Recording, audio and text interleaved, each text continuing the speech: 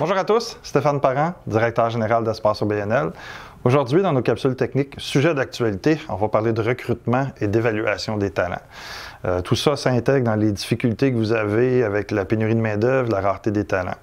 Avant de commencer, je vous invite à lever le petit pouce en l'air si vous appréciez. Je vous invite aussi à partager le contenu et pour ceux qui sont à leur première visite avec nous, à vous abonner à notre chaîne Facebook. Le sujet d'aujourd'hui, j'ai la chance d'avoir une experte dans le domaine qui s'appelle Andréane Thibault de la firme EPSI. Bonjour Andréane. Bonjour Stéphane. Je vais te laisser te présenter pour que les gens puissent savoir à qui ils ont affaire aujourd'hui. Donc, Andréane Thibault, je suis consultante en gestion des talents chez EPSI.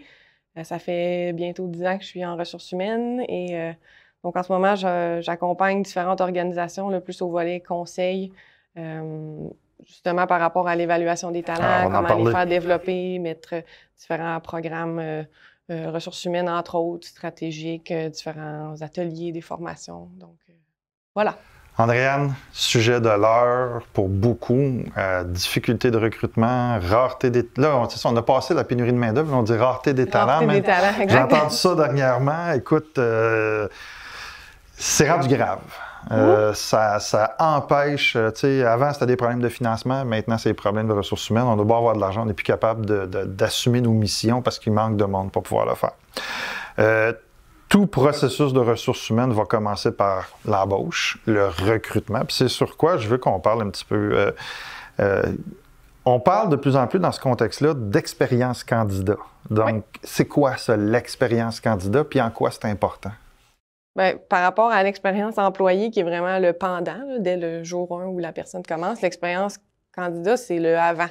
Donc, dès le début qu'elle a un intérêt envers éventuellement un affichage, postuler, tout le processus pour postuler, les entrevues, jusqu'à la fin du processus, que ça se débouche soit par l'emploi ou non, là, mais du début jusqu'à la fin, en bout de ligne. Ah, puis même, ça peut aller plus loin, parce que si on réouvre un poste qui correspond, on peut réutiliser les candidatures qu'on a reçues. Là. Donc, on parle souvent d'un processus qui peut être désagréable. Tu sais, envoies ton CV, puis tu ne reçois pas de nouvelles, puis 6 mois plus tard, tu n'as toujours pas eu de nouvelles, puis tu ne sais pas, puis ça fait partie de ça. Là. Puis avant, on s'en foutait un peu, maintenant, on s'en fout moins. Là. Puis qu'est-ce qui a changé vraiment là-dedans? Bien, justement, je pense qu'il y a quelque chose qui peut être insultant pour les candidats de voir des organisations crier à la pénurie de main-d'œuvre quand ils ont envoyé un CV puis ils n'ont pas eu de nouvelles. Justement, ça peut créer une frustration, mais c'est justement le contexte actuel, il faut être rapide, puis même si la personne ne correspond pas, il faut quand même entrer en contact, il faut lui donner des nouvelles, il faut la tenir informée, puis rapidement. Là. Donc, si les organisations n'ont pas revu leur processus dans les dernières années, puis quand après ça, en parallèle, ils vont dire qu'il y a une pénurie de main-d'œuvre, bien là, oui et non, dans le sens qu'il y a une partie qui est vraie, votre responsabilité. Mais il y a une partie qui vous appartient aussi. Là. Donc, j'ai toujours un petit sourire en coin quand j'entends ça, mais je veux vraiment voir si vraiment ils ont mis toutes les méthodes en place pour s'assurer de garder le candidat engagé au courant dans le processus. Au-delà de la pénurie de main-d'œuvre. Oui, qui est là. Je n'en ai pas, là. Exact. Non, mais il y a aussi le fait qu'il y ait moins de candidats. On doit aussi revoir les processus. Puis à ça, on va rajouter un autre élément dans l'équation. Depuis 2 ans, on s'entend que les processus se sont numérisés aussi. Oui. Parlons-en donc là, de cette numérisation-là des processus où on ne peut plus se parler. Là, puis on fait ça. Puis ça va rester dans certaines organisations, ça va rester parce qu'on va embaucher des gens à distance. On travaille des volumes d'embauche aussi. Fait qu'on va aller. Mais qu'est-ce que ça a changé dans le processus, tout cet élément numérique-là, puis les entrevues à distance? Bien, c'est la rapidité. Hein. En bout de ligne, c'est la disponibilité. C'est super facile d'envoyer son CV en ligne dans le confort de son divan versus la bonne vieille époque d'imprimer 30 CV puis d'aller les porter en auto. Donc, c'est sûr que les 2 dernières années ont comme forcé et les candidats et les entreprises à migrer vers ça. Puis, tu sais, on dit le numérique, mais que ça soit pas nécessairement une entrevue par Teams, mais par FaceTime, par téléphone. Donc, pourquoi vraiment se déplacer en bout de ligne, là, si on peut se parler? Je sais qu'il y a des gens qui disent « Ouais, mais le contact n'est pas pareil, on ne ressent pas les mêmes choses. » T'en penses quoi, toi? Bien, ce bout-là, je suis d'accord, mais en bout de ligne, est-ce que c'est vraiment que ça qui compte là, dans un processus? Nous, on est plus de l'approche fondée sur les compétences chez EPSI. Là. OK. Donc, je suis d'accord que le non-verbal, le fit, c'est un élément, mais si tout le reste est possible d'être évalué dans une discussion vidéo ou téléphonique, sachant qu'il y a une compétition vraiment accrue, que la personne elle a peut-être une entrevue avec vous à 11 heures, puis une à 1 heure, une à 14 heures, est-ce que c'est si grave que ça si vous n'avez pas eu votre intuition en personne? C'est à vous de voir. Si ça compte vraiment, vraiment pour vous, c'est correct, mais juste d'être conscient que vous allez avoir probablement moins de candidats, ne serait-ce que parce qu'ils ont l'option ailleurs de ne pas se déplacer. C'est sûr qu'ils vont en perdre. Ce que j'entends aussi dans ce que tu dis, c'est que pour les organisations, embaucher, c'est plus risqué que ça l'était parce qu'il faut qu'ils fassent plus vite. Oui. Parce que on le sait, puis plusieurs d'entre vous l'avez vécu, c'est pas rare qu'on dit à quelqu'un « OK, finalement, après 3 semaines de processus, je t'embauche. Ah, j'ai déjà accepté quelque chose d'autre. » Oui. Ça, c'est... Ou j'en ai 3 qui me veulent, puis vous êtes le 3e sur la liste. Là. Fait que... Oui. Je pense qu'il y a ça qui rentre en ligne de compte aussi. Là. Oui, c'est sûr. Et puis, je ris parce que 3 semaines, c'est rendu vraiment long. Là. J'ai aussi vu l'inverse qui est trop vite, là, dans le sens où tu as 2 bras, 2 jambes, parfait, tu commences demain. Il y a l'autre côté aussi. Oui, mais tu as aussi dans ce milieu-là des tendances à prendre le candidat qui est prêt à accepter les conditions et non pas le plus compétent aussi. Oui. Ça ou ça. Je le vois, là. Direction générale, tous les postes, je le vois, là, tes embauches qui sont faites, là, puis tu apprendras. Tu as des bons potentiels, là, mais tu apprendras. Puis après ça, ben là, tu arrives dans l'expérience employée, puis il n'y a pas de soutien, pas de coaching, pas de développement de compétences. C'est comme le marché immobilier. Il n'y en a pas de maison, donc là, il y a des gens qui achètent sans inspecter, qui font des contre-offres pas conditionnels à une inspection. Bien, parfait. Peut-être que tu vas tomber sur l'appel que la maison était en super bon état, mais peut-être que tu vas aussi tomber sur un taudis, mais que là, tu ne l'auras pas inspecté, puis tu n'auras pas... Dans le fond, ce que je veux dire, c'est qu'il y a des risques là, à faire ça. Il y a des coûts. Là. Ce serait quoi les 3 actions pour rendre ça concret qu'on peut mettre en place pour diminuer les risques d'embauche à l'embauche, surtout dans le contexte actuel? Pour embaucher les meilleurs? C'est pas toujours les meilleurs, mais c'est... Diminuer les risques, parce que, puis là, tu vois, juste ta question, puis c'est une réalité que les gens qui nous écoutent vont avoir. Des fois, on embauche-tu vraiment les meilleurs ou on embauche ceux qui sont disponibles? Est-ce qu'on est obligé de se contenter de ce qu'on reçoit? Est-ce qu'on fait un 2e affichage? Je vois des 3e affichages aussi. Ouais. Après ça, tu sais, on voit de tout actuellement dans les difficultés que les organisations rencontrent. Là. Fait que je suis curieux de t'entendre sur commençons par diminuer les risques de départ. Ouais. Puis après ça, on ira à embaucher les meilleurs. OK. Bien, le meilleur processus de recrutement, c'est basé sur les compétences. Puis, il faut faire l'exercice au préalable de quelles sont les compétences requises pour ce poste-là. Compétences et aptitudes. Compétences et aptitudes, là, on rentre ça dans ça. Puis, par la suite, choisir les meilleurs outils pour aller évaluer ces compétences-là. Donc l'entrevue structurée. La première étape de ce que j'entends, c'est bien définir ce qu'on veut avoir, qui on veut avoir. Oui. Puis c'est un exercice que souvent il est sauté en bout de ligne, là, parce qu'on prend le même affichage de poste. Pourtant, la nature du poste a changé, l'équipe a changé, la direction a changé, donc, mais ça n'a pas été revu. Des tâches, c'est un élément, mais c'est pas ça ne reflète pas un poste au complet. Puis souvent, on voit, là, je pense qu'il y a une confusion entre un affichage de poste et une description de poste. Là. Puis souvent, les affichages actuels moins attirants, c'est des descriptions de poste. Donc, ça peut attirer des gens qui disent « j'ai déjà fait cette tâche-là », alors que travailler pour une organisation, c'est beaucoup plus qu'une tâche. Tu sais, c'est un fit avec la mission, c'est un fit avec l'équipe, c'est un fit avec les superviseurs. Donc, il faut se questionner à chaque fois qu'on a un nouveau poste. Est-ce que c'est les mêmes compétences? Est-ce que c'est les mêmes tâches? Est-ce que ça a changé? Parfait, on s'entend. Affichons, puis faisons notre processus basé sur ce qu'on a besoin pour ce poste-là. Sauf qu'en même temps, surtout les postes de direction générale, on a toujours le syndrome du super-héros. Là. Je veux quelqu'un qui est compétent en recherche de financement. Je veux quelqu'un qui gère des ressources humaines, qui va s'occuper de mon building, qui va faire ses états financiers. Finalement, on veut un Superman pour 50 000 par année. Ouais. Fait que comment tu accompagnes tes clients là-dedans, leur dire hey, excusez, là. Ça, c'est un premier. Puis l'autre que je vois régulièrement, c'est la personne qui est là depuis 10, 15, 20 ans, puis qui s'est donné, qui s'est sacrifié, puis qui a encore les conditions salariales, les conditions d'il y a 10 ans, puis qui fait encore 60 heures semaine, puis qui finit par quitter soit pour la retraite ou d'autres choses. Puis là, on vient pour essayer de la remplacer, puis ça ne marche pas. Parce que ça prendrait des fois 2 personnes pour remplacer ça. Ça aussi, c'est un cas que je vois excessivement régulièrement. Fait qu'on fait comment pour sortir du milieu des farfadets et des licornes, là, puis arriver sur le marché, c'est peut-être pas ce que vous aviez. Oui, on veut quelqu'un qui a 30 ans d'expérience, mais qui a 25 ans. Oui. Puis qui coûte pas cher. Idéalement, donc qui aurait commencé avant sa naissance. L'expérience, disons purement là, sur le plan scientifique, c'est pas le meilleur prédicteur du rendement en emploi, là.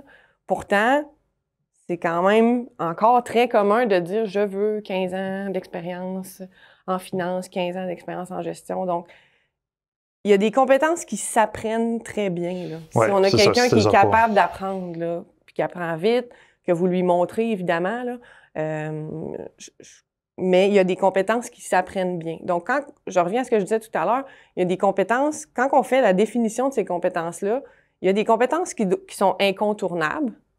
C'est vraiment sur ceux-là qu'il faut focusser.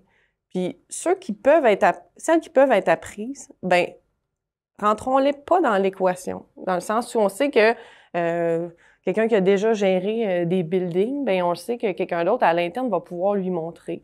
Versus, c'est un nouveau poste, puis ça nécessite vraiment des compétences très, très, très spécifiques qu'on n'a pas à l'interne.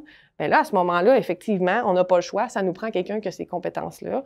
Mais l'expérience n'est pas foi de compétences. Ça, c'est une chose qu'il faut vraiment distinguer. Puis quand on creuse souvent, là, on dit, bien, quand tu dis l'expérience en finance, concrètement, c'est quoi? Donc, il faut juste aller plus loin. Là. Ah, ben c'est quelqu'un qui a déjà utiliser tel logiciel. Donc, on va plus décortiquer de c'est quoi que tu t'attends par expérience à leur faire réaliser qu'il y en a qui s'apprennent, qu'il y en a d'autres qui s'apprennent plus difficilement. Et qu'en général, on embauche pour des connaissances, mais on congédie pour une attitude. Oui, ça aussi, ça c'est un gros élément. Comment on teste ça, l'attitude, puis la partie plus, entre guillemets, soft skill, là, comme on dit en anglais, le savoir-être, merci. Oui, ça s'évalue comment, le savoir-être? Parce que c'est souvent la surprise après, parce que tout est beau en entrevue, mais après ça, tu découvres... Bien, en entrevue, c'est sûr que...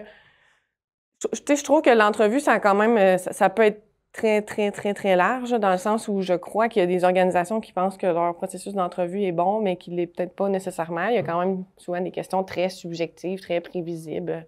Tes points forts, tes faiblesses, un classique, là. Mais il y a des questions d'entrevue structurées pour aller mesurer le savoir-être.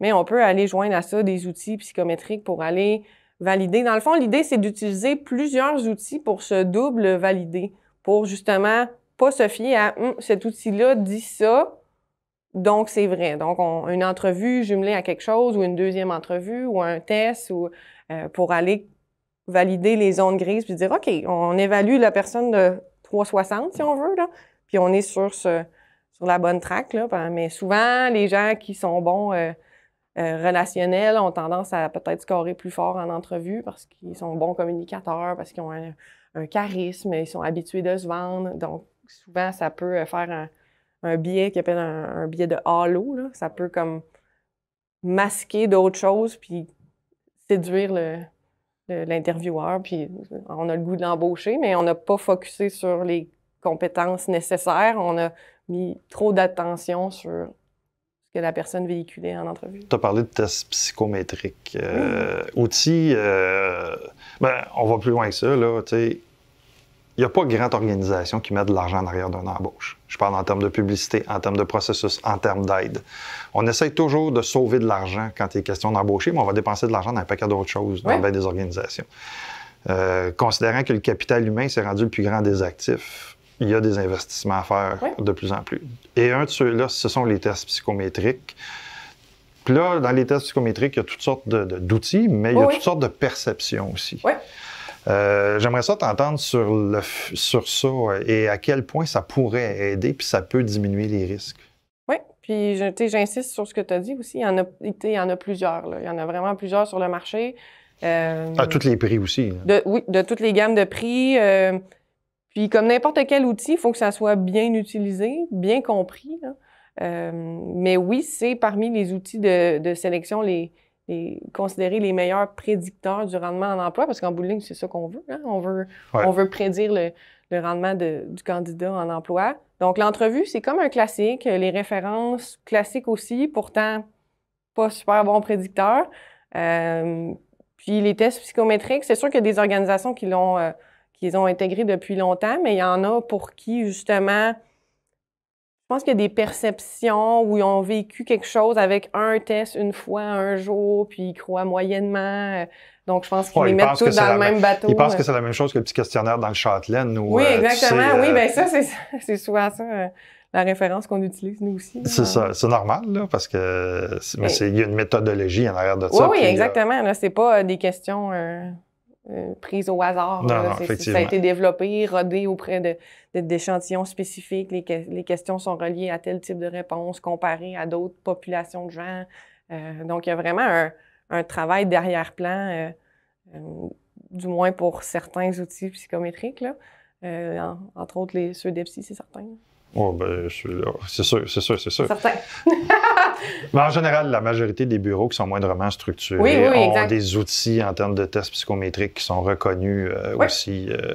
Puis je pense que ça va pouvoir prendre son importance aussi. Oui, exact. Ben, au-delà du test psychométrique, de l'entrevue, des références, là, le cas de figure que je vois souvent, c'est l'organisation qui est à son premier employé. Donc, structure 100% bénévole, c'est un conseil d'administration de bénévoles, puis là, il faut qu'il embauche quelqu'un. Mm-hmm. Qu'est-ce qu'il faut qu'ils surveillent? Puis qu'est-ce qu'il faut qu'ils fassent attention pour ne pas se tromper pour leur première embauche? Bien, c'est sûr que s'ils n'ont jamais fait d'exercice, il faut quand même qu'ils se posent la question, c'est quoi le rôle de cette personne-là? Là? Au-delà des tâches, parce que je trouve que les tâches, c'est vraiment quelque chose de spécifique versus c'est quoi les besoins, là? Donc, d'aller cibler les compétences. C'est sûr que dans une petite organisation qui grossit, il y a peut-être des compétences de base qui seraient importantes à mettre de l'avant, là, justement, la capacité de s'adapter, la capacité à apprendre, parce que, par définition, le poste risque d'évoluer, là. En fait, va évoluer, là. Donc, ça prend quelqu'un qui en est conscient, puis qui va apprendre et s'adapter avec ça. Donc, c'est des compétences que je mettrais d'emblée dans le processus. Puis après ça, il y a des compétences plus techniques selon la nature des tâches, là, peut-être, qui seraient à évaluer, mais c'est sûr que... Puis même les 2 dernières années l'ont démontré, là. La capacité d'adaptation, en soi, c'est une compétence. Oui, c'est devenu très vital. Oui, essentiel. Ouais. La capacité de comprendre un peu le numérique aussi, puis d'être capable de gérer à distance les relationnels on l'a vu, là, on le voit encore parce qu'on n'est pas sorti encore, là. On ne sortira jamais vraiment. Ça va changer notre façon de faire. Je suis curieux de t'entendre aussi sur une fois qu'une personne arrive en place, OK? C'est rare qu'elle a tout le kit avec elle. Elle ne peut pas être bonne dans tout. Effectivement. Ouais. Donc, c'est quoi la mécanique que vous mettez en place pour que l'embauche fasse automatiquement partie d'un processus d'amélioration de compétences après? C'est quoi? C'est un genre de questionnaire? C'est une évaluation? Puis c'est un plan de... On fait ça comment? Parce que très souvent, on embauche, puis après ça prend 2 ans, 3 ans, on va dire, ah ben là, peut-être que tu aurais besoin de te former à faire ça parce que tu as des faiblesses. Ça, je le vois quotidiennement, là, on attend beaucoup trop tard. Ouais. Au lieu de dire à l'embauche, on sait déjà, tu peux pas être bon dans tout, puis on sait déjà que tes lacunes, c'est A, B, C, D. Là-dedans, soyons conscients, il y a des gestionnaires qui ont un gros ego puis qui veulent pas avouer qu'ils ont des faiblesses aussi. T'en penses quoi de cette partie-là qui est super importante? Bien, c'est sûr qu'il y a quand même une partie d'intégration, là, mais... D'accueil aussi? Oui, bien, accueil et intégration, mais tout de suite après cette période-là, devrait commencer une période de plus de développement professionnel. Puis effectivement, si on veut boucler la boucle, bien, ce qui a été utilisé dans le processus de recrutement, exemple, on revient aux outils, là, on peut faire une rétroaction au candidat de ce qui est sorti de ces outils-là, en lien, évidemment, avec le poste. Là, on focus vraiment sur les éléments qui sont sortis de ce test-là en lien avec le poste, parce qu'après tout, cette personne-là, elle a pris du temps. C'est un outil pour apprendre à se connaître aussi. Hein. Donc, la personne, de lui faire un feedback sur ce qui est sorti de ça, en lien avec le poste, de dire, ben écoute, le poste nécessite justement la connaissance de tel logiciel ou telle compétence technique ou telle compétence relationnelle parce que tu vas comprendre et de lui expliquer comment on peut l'aider dans ça, comment qu'elle voit ça aussi. Hein. Des fois, je trouve qu'on impose une méthode, mais voir comment qu'elle voit ça, puis de lui expliquer qu'on va l'accompagner au long de. C'est sûr qu'il y a des compétences que par défaut vont s'apprendre dans le cadre de l'emploi, mais dans le fond, c'est d'intégrer cette vision-là de compétences du recrutement jusqu'au développement professionnel, dans le fond. Mais effectivement, c'est très, très, très, très rare qu'on embauche quelqu'un qui a d'emblée toutes les compétences.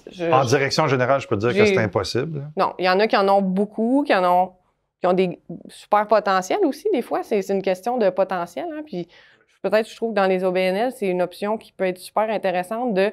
Non, la personne, elle n'a pas les 15 ans d'expérience qu'on veut, mais on voit qu'elle veut apprendre, qu'elle a des compétences hautes super pertinentes, puis qu'il faut juste lui donner un petit peu de chance de prendre son envol, puis de développer, ces compétences-là en bout de ligne. Tout à fait, tout à fait. Puis je pense que d'être capable aussi d'intégrer ça dans ce qui vient dans la suite, qui est le processus constant d'évaluation des compétences, le processus d'évaluation annuelle, la mise en place des objectifs stratégiques aussi. Tu sais, si on parle d'une direction générale, ben, faut que ça nous amène vers la vision du conseil d'administration. Fait que dans certains cas, ça va demander des choses plus spécifiques qui ne sera peut-être pas dans son coffre de tir au début. Puis, tu sais, les cas types qu'on voit souvent, c'est des anciennes intervenantes ou des gens qui étaient, mettons, à l'interne, qu'on amène comme direction générale. Ben, jamais fait de gouvernance ou jamais fait d'état financier ou tu as ceux qui rentrent complètement par le champ gauche. Puis, ben, écoute, t'as de l'air bonne, là, on a vraiment besoin de quelqu'un. Il y a un temps, puis on va aviser. Puis ça, j'en vois, là. C'est une bonne partie des gens qui nous écoutent, là, aussi, là, qui font ça. Là. Bien, on commence quelque part, là. Il faut que quelqu'un nous donne notre chance. Exactement. Les années d'expérience, ça ne s'achète pas. Il faut que quelqu'un nous les donne. Puis, je pense que vous offrez vous-même plusieurs outils super accessibles. On est dans le développement des compétences, littéralement. Mais je pense qu'il faut... puis ce que je déplore, puis pourquoi je voulais t'en parler, c'est justement le fait que de penser que les gens sont compétents, puis de ne pas avoir un processus dès l'embauche d'amélioration de ce qui manque. Ça, je trouve que c'est un faible actuellement. Oui, puis il y a vraiment une différence entre présumer que quelqu'un a des compétences car il a déjà fait X. Ça. C'est très classique là, de dire il a travaillé dans telle organisation, c'est presque pareil à nous. Donc, je veux dire, l'inverse, c'est très vrai aussi. Là. On a des gens qui ont fait 30 ans quelque part puis ils n'étaient pas bons. Ils sont pas restés là parce qu'ils étaient bons, ils sont restés là parce qu'ils avaient leur permanence. Puis... Mais il y a aussi l'inverse où il y a des gens qui n'avaient pas d'expérience puis ils sont surpassés puis ils ont appris sur le tas, puis ils se sont surpassés. Donc, il ne faut pas se fier à l'expérience. Il faut vraiment aller chercher les bons outils. Puis une fois qu'on le sait, bien, de donner les outils de développement, puis effectivement, comme tu dis, les évaluations, donner du feedback pour s'assurer que la personne est sur le bon chemin, la recadrer, mais donner un feedback là-dessus. Là, c'est que ça va être le défi des 10, 15, 20 prochaines années. Oui, puis c'est vraiment un élément super important, le volet développement des compétences. Là. Donc, d'accepter que les personnes n'ont pas toutes les compétences, c'est une chose. Il y en a qui sont essentielles, puis ça, j'en démords pas. Là. Donc, ceux qui sont essentiels pour le poste, il faut les évaluer. Donc, puis si vous ne le faites pas, les risques vont vous appartenir. Là, de dire, ben je croyais que, ben OK, mais je reviens à l'argument que des fois on entend, c'est une question de coût, j'ai pas d'argent à mettre dans mon processus de recrutement. Ben ton erreur, elle t'a coûté 10 fois ce que tu aurais pu prendre de juste le faire. C'est pas si long que ça à mettre en branle, doublement pas accompagné. Là. Oui, il y a une petite réflexion de départ, mais une fois qu'on est coaché, aligné, bien après ça, ça se fait bien. C'est facilement interprétable pour la majorité en plus. Là. Donc, oui. Ben, merci, Andréane. Écoutez, c'est clair, hein, les ressources humaines, l'embauche vont faire partie de vos prochains défis. On va sûrement se reparler. Vous allez sûrement participer à d'autres contenus. Donc, j'espère que ça va vous aider. J'espère que ça allume certains réflexes. Et il y a d'autres textes là, qui accompagnent ça sur notre site Internet. Je vous souhaite une bonne fin de journée. J'ai hâte de vous revoir lors d'un prochain contenu ou d'une prochaine capsule ou d'une activité. Bye bye.